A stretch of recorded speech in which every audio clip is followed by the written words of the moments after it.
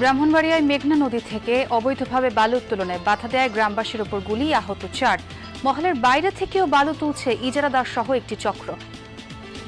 ফজরের নামাজের পর থেকে ডেজার সন্ত্রাসীরা আতর্কিতভাবে আমাদের এলাকার মানুষের উপরে হামলা করে। বাধা দিতে হয়েছে আর সাথে গুলির আওয়াজ না।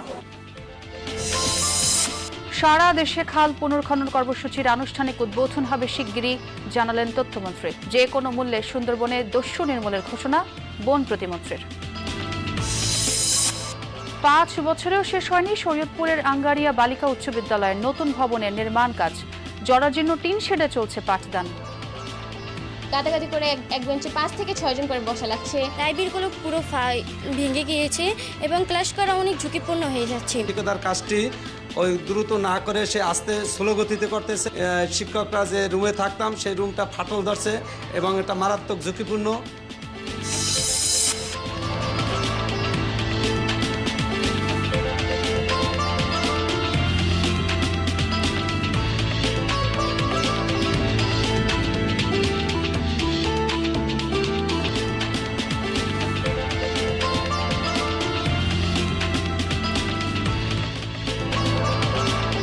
দর্শক আমন্ত্রণ বিরতিহীন সংবাদ সারা দেশে। সঙ্গে আছি আমি ছোঁয়া খন্দকার, আর এতক্ষণ শিরোনাম দেখছিলেন। এই রমজানে টেস্টিং সল্ট মুক্ত চপস্টিক ইনস্ট্যান্ট নুডলসে পাচ্ছেন 10 থেকে 25 টাকা পর্যন্ত ছাড়। ব্রাহ্মণবাড়িয়ার নবীনগরে মেঘনা নদী থেকে অবৈধভাবে বালু উত্তোলনে বাধা দেয় সন্ত্রাসীদের ছড়রা গুলিতে অন্তত 4 জন গ্রামবাসী গুলিবিদ্ধ হয়েছেন। সকালে উপজেলার চর লাপাং গ্রামে এই ঘটনা ঘটে। আহতদের উন্নত চিকিৎসার জন্য ঢাকায় পাঠানো হয়েছে এবং পুলিশ ঘটনাস্থল পরিদর্শন করে আইনগত ব্যবস্থা নেওয়ার আশ্বাস দেয়। ব্রাহ্মণবাড়িয়ার নবীনগর উপজেলার চরলাপাং গ্রাম। মেঘনা নদী থেকে বালু উত্তোলনকে কেন্দ্র করে দুপক্ষের মধ্যে দেখা দেয় উত্তেজনা। পুলিশ জানায় মেঘনা নদী থেকে ইজারা নিয়ে বালু উত্তোলন করছিল সামিউল ট্রেডার্স, কিন্তু ইজারাদার ও নরসিংদীর মির্জাচর এলাকার একটি চক্র বালুমহলের বাইরে গিয়ে অবৈধভাবে বালু তুলছিল। এ সময় গ্রামবাসী বালু উত্তোলনে বাধা দিলে ছড়িয়ে পড়ে উত্তেজনা। এক পর্যায়ে মির্জাচর এলাকা থেকে স্পিডবোট ও নৌকায় আসা একদল লোক গ্রামবাসীর উপর গুলি চালায়। এতে গুলিবিদ্ধ সহ আহত হয় কয়েকজন।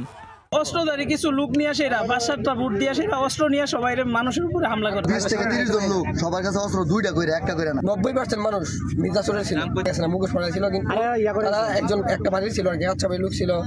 পরে আহতদের স্থানীয় স্বাস্থ্য কমপ্লেক্সে নেওয়া হলে উন্নত চিকিৎসার জন্য তাদেরকে ঢাকায় পাঠায় চিকিৎসক। আহতরা হলেন আলিম মিয়া, নূর মিয়া, সফর মিয়া ও নুরুল মিয়া।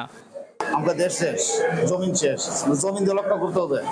স্থানীয়রা বলেন, অবৈধভাবে বালু উত্তোলনের ফলে কৃষি জমি সহ আশপাশের এলাকা ভাঙন ঝুঁকিতে পড়েছে। প্রশাসনের নজরদারি না থাকায় বালু চক্রটি আরো বেপরোয়া হয়ে উঠেছে বলেও অভিযোগ করেন তারা।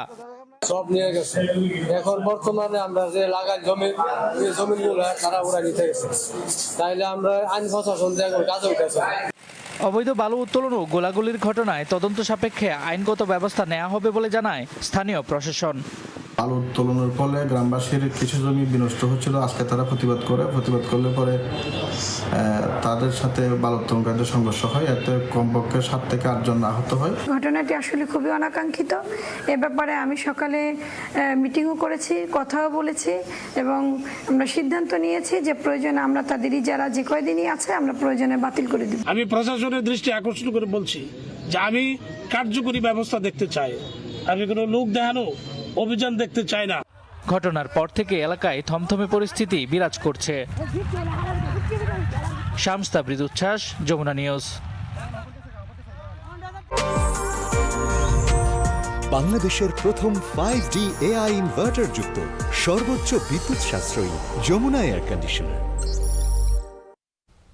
সরকার সারা দেশে 20,000 কিলোমিটার খাল পুনর্খননের পরিকল্পনা নিয়েছে, যা শিগগিরই আনুষ্ঠানিকভাবে উদ্বোধন করা হবে। বরিশালে এমনটা জানিয়েছেন তথ্যমন্ত্রী জহিরুদ্দিন স্বপন। সকালে গরু নদী উপজেলার শরিকল ইউনিয়নে কাপলাতলী খাল পুনর্খনন কর্মসূচির উদ্বোধন করেন তিনি। বরিশাল, ভোলা, ঝালকাঠি ও পিরোজপুর জেলা সেচ উন্নয়ন প্রকল্পের আওতায় এই খালটি পুনর্খনন করা হচ্ছে। এ সময় তিনি বলেন, সাবেক রাষ্ট্রপতি জিয়াউর রহমানের খাল খনন কর্মসূচির মাধ্যমে তৎকালীন সময়ে খাদ্য উৎপাদন বৃদ্ধি পায়। পরবর্তী সময়ে খালগুলো ভরাট হয়ে যাওয়ায় ব্যাহত হয় কৃষি উৎপাদন। তাই প্রধানমন্ত্রী তারেক রহমানের নেতৃত্বে খাল খনন কর্মসূচি শুরু হয়েছে। এ সময় তথ্যমন্ত্রী আরো বলেন, সরকার দলীয় রাষ্ট্র গঠন করবে না, নির্বাচনী ব্যবস্থাকে প্রাতিষ্ঠানিক রূপ দেয়া হবে। শহীদ জিয়াউর রহমানের খাল খনন কর্মসূচির মাধ্যমে আমরা তৎকালীন সময়ে খাদ্য উৎপাদনের বৃদ্ধির যে সুফল তা আজ প্রমাণিত একটা সত্য। পরবর্তীকালে খালগুলি মরে যাওয়ার কারণে কৃষি উৎপাদন যে ব্যাহত হয়েছে সে তথ্যও কিন্তু প্রমাণিত সত্য। ফলে আমরা সেই ধারাবাহিকতাতেই আমরা তারেক রহমানের নেতৃত্বে খাল খনন কর্মসূচি শুরু করেছি।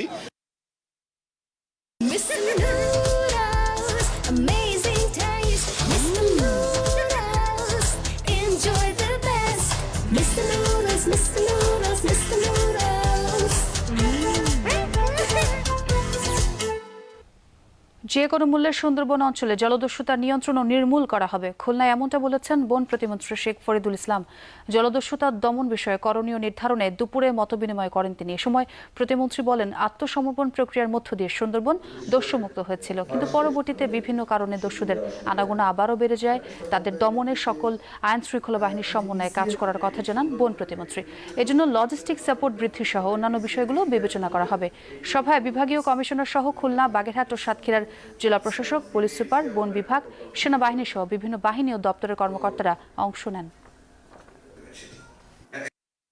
এটা নির্মূল না হলে আমাদের সুন্দরবনের জীবন জীবিকা, পাশাপাশি এখানকার যে ইকো ট্যুরিজম, আপনার যে ব্লু ইকোনমি, সবগুলো কিন্তু মুখ থুবড়ে পড়বে। এবং আমাদের ইতিমধ্যে রেভিনিউ যে জেনারেশন সেটাও কিন্তু ফল করেছে, কারণ অনেকে সাহস পাচ্ছে না বা মাছ ধরতে যাচ্ছে না।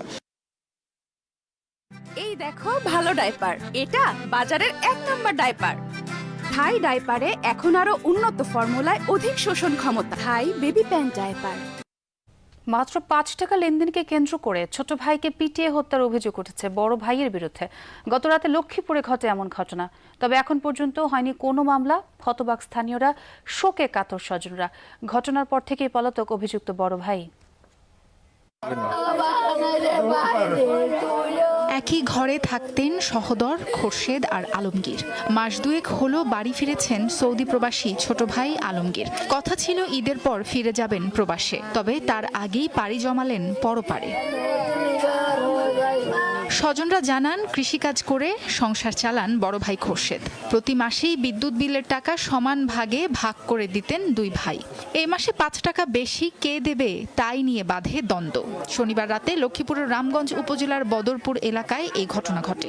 স্বামীরা বিদ্যুৎ বিলের 5 টাকা কেন্দ্র করে খোরশেদ মিয়া মেরেছে। কেন মেরেছে?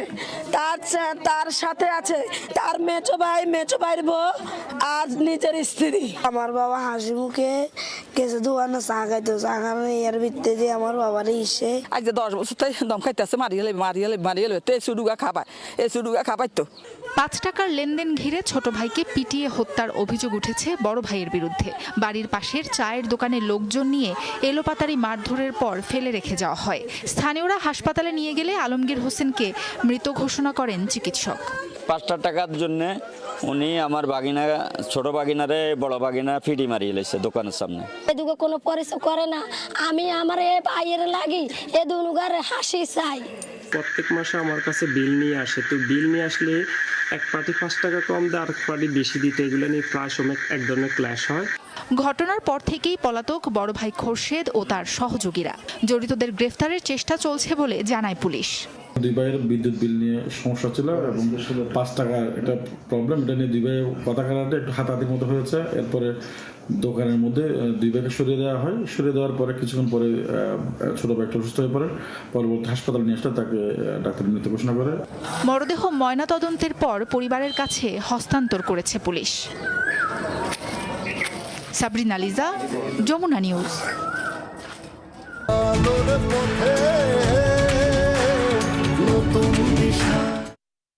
5 বছর অতিক্রম হলেও শেষ হয়নি শরীয়তপুরের আঙ্গারিয়া বালিকা উচ্চ বিদ্যালয়ের নতুন ভবনের নির্মাণ কাজ।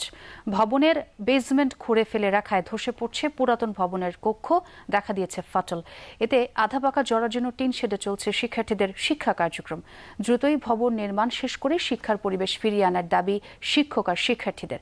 ঠিকাদারের সাথে কথা বলে ভবনের কাজ দ্রুত চালুর আশ্বাস দিয়েছে জেলার শিক্ষা প্রকৌশল অধিদপ্তর।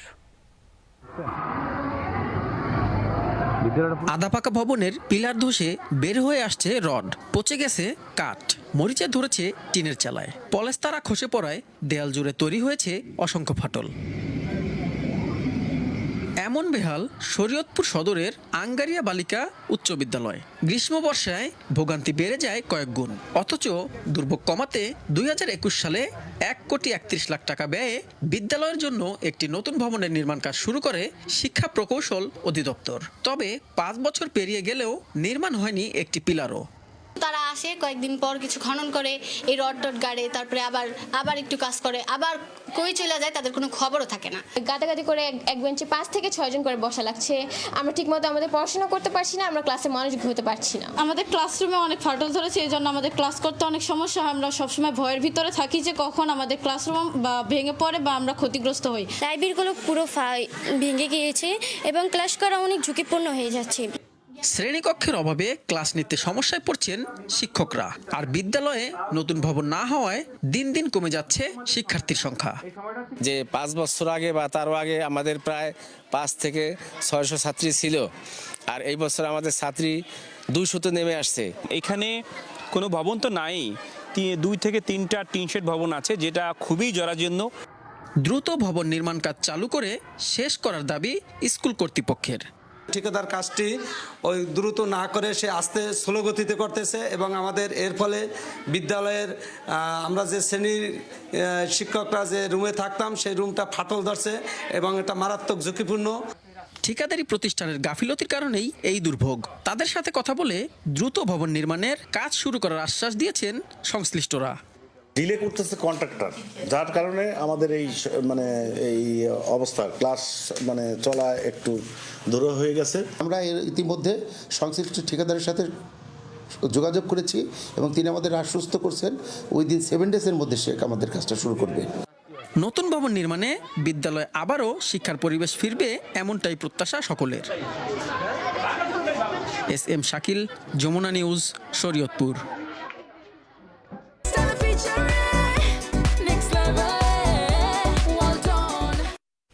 দর্শক, এবার একটু আমরা ইফতার বাজারের খবর জানবো। রাজধানীর বাইরে বরিশালের খবর জানবো। আমার সহকর্মী কাউসার হোসেন আমার সঙ্গে যুক্ত হয়েছেন। কাউসার, আপনি যে ইফতার বাজারে রয়েছেন সেখানকার বাজার কেমন জমজমাট, কোন কোন খাবারের চাহিদা একটু বেশি, বেচাকেনা কেমন চলছে, একটু সংক্ষিপ্তভাবে জানাবেন আমাদের।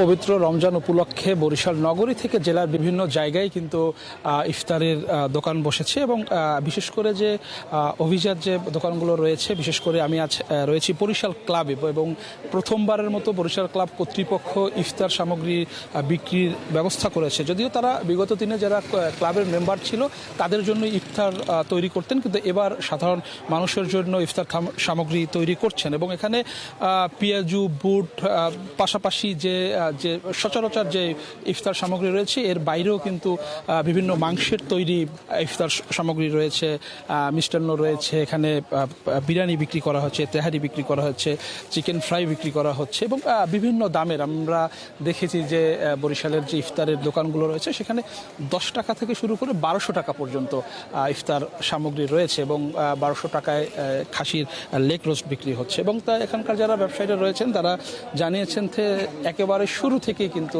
যারা রোজাদাররা রয়েছেন তাদের একটি সাড়া পেয়েছেন এবং বিশেষ করে যারা অফিসগামী মানুষ রয়েছেন, যারা অফিস শেষ করে ইফতারের জন্য বাসায় যাচ্ছেন, যাওয়ার পথে তারা কিন্তু বিভিন্ন ধরনের যে মুখরোচক খাবারগুলো রয়েছে সেই খাবারগুলো এখান থেকে নিয়ে যাচ্ছেন এবং আমরা একটা জিনিস লক্ষ্য করেছি যে খাবারের ইফতারের দোকানগুলোতে আসলে হাইজেনিক খাবার বিক্রি হচ্ছে কিনা সেদিকেও কিন্তু খেয়াল রাখছে ভোক্তা অধিকার। অনেক ধন্যবাদ কাউসার আপনাকে।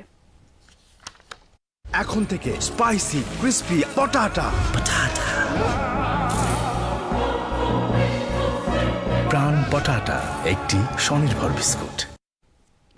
দর্শক, এই ছিল সংবাদ সারা দেশে, আর এই পর্যায়ে যাচ্ছি আজকের চট্টগ্রামে। আহমেদ রেজা আছেন সেখানে। আপনাকে ধন্যবাদ। দর্শক, আমন্ত্রণ আজকের চট্টগ্রাম।